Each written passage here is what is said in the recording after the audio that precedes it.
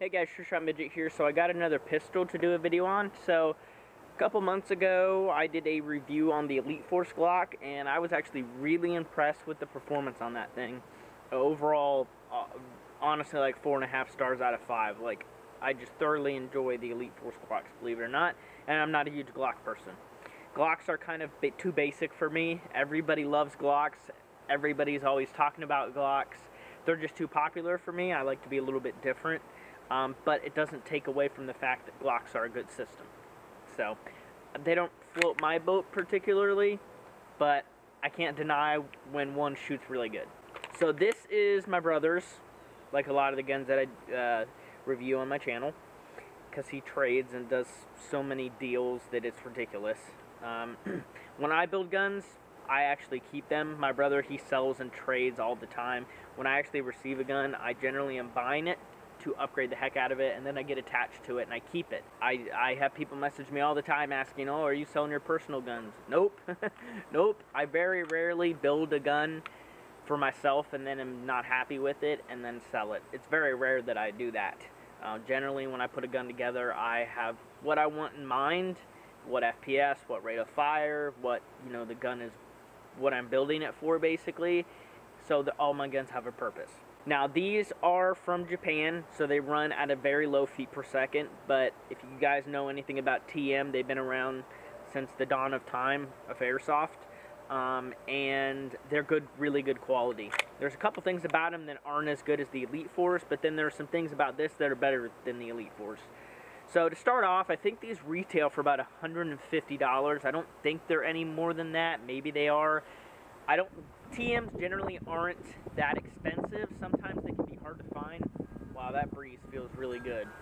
So let's just talk about the features of the Glock. I'm going to make this quick. The magazine has some Glock trademarks. It's got the numbers, and then it's got the Glock now, and it says Austria. I don't believe these Glock trademarks are actually legit. I think these are just kind of replicas of the actual trademarks, but they're not one-to-one. But the magazine is licensed. Maybe this is the actual logo. I don't know. You tell me. See that Glock logo? I don't think that's the real one. Is it? And then there's one on the mag. So I can't tell if these are the real trades or just kind of lookalikes. Because I know WE makes a lookalike trade. I think it's just like this. So I don't think these are the legit ones. But anyways, the magazine's metal, plastic feed lips, and the markings, fill valve. Generic magazine, really good. I've never had a TM magazine leak, I don't think. So generally you're going to get a perfectly working mag out of the box.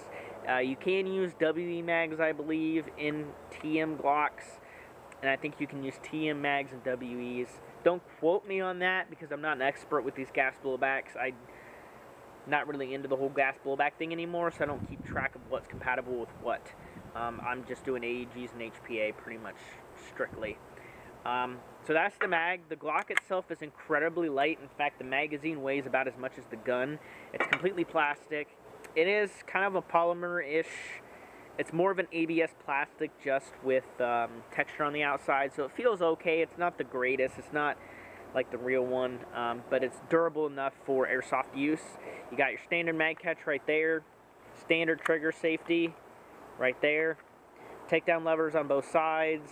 The standard Glock sights, it does come with glow-in-the-dark dot sights you can replace with in the box, which is pretty cool. I'm not sure if this is a Gen 3 or I don't think TM has updated their Glocks at all, like body-wise. I think this is just like a standard Glock, like Gen 1 or Gen 2 or something like that, or maybe Gen 3, but like just the standard Glock that's been out for a long time. I don't think they've upgraded the Gen 3, Gen 4, you know. You got Marui trademarks on the slot or on the frame. You got 9x19 on the chamber, and then some Glock logos there. Again, I think those are not the real ones. The slide is plastic. The frame is plastic. The barrel is also plastic. The outer barrel. That could be a problem. Generally, these things are kind of recommended to not run high powered gas. Honestly, I really hate doing this, but I'd recommend running green gas in this. Green gas is expensive. Propane's like almost the same thing as green gas, but I've seen less pressure out of green gas than propane. So you're going to get more pressure out of propane, which is going to be more destructive to the slide of the gun. Some people will say just get the duster gas. Duster gas can be pretty expensive. If you can find duster gas with the right fitting you need to fill up these mags, and you can find it for cheap, then by all means run duster gas in this thing. But for most of those US players, I'd probably just go with some green gas. And I'm not sure what slides these are compatible with. For instance, if you were to get like a stripped WE slide, I don't know if the TM nozzle would slide into the WE slide, because the TM gas system is really, really good. So what I'd recommend doing, if there's any way to find compatibility, parts that are compatible with this, replace the slide to be metal, the barrel to be metal, keep the TM nozzle, keep the TM hop up, literally just a metal WE barrel and the metal WE slide. I don't know if that will work or not.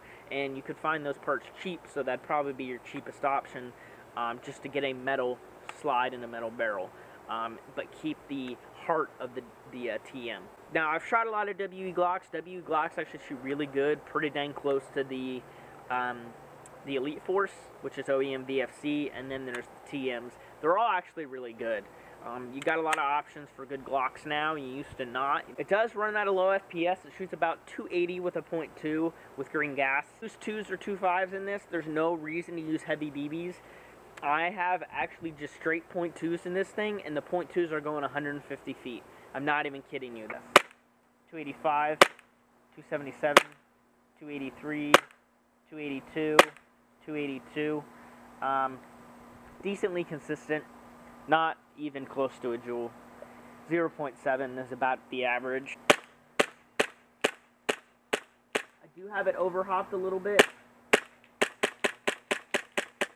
Okay, so we got it fully loaded with BBs and gas, green gas. Let's go ahead and see how many shots we can get off with one magazine of gas. It should be about 2 mags. It holds about 25 each.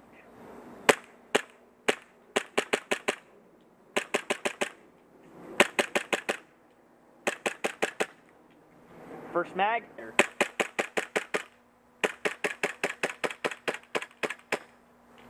Okay, so it barely got off 2 mags.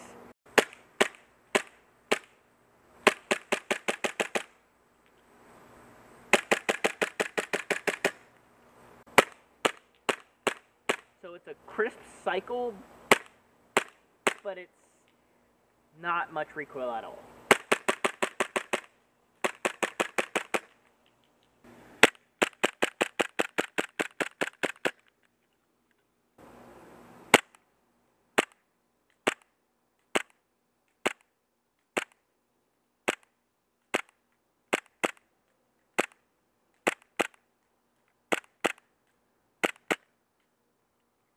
Yeah, super accurate.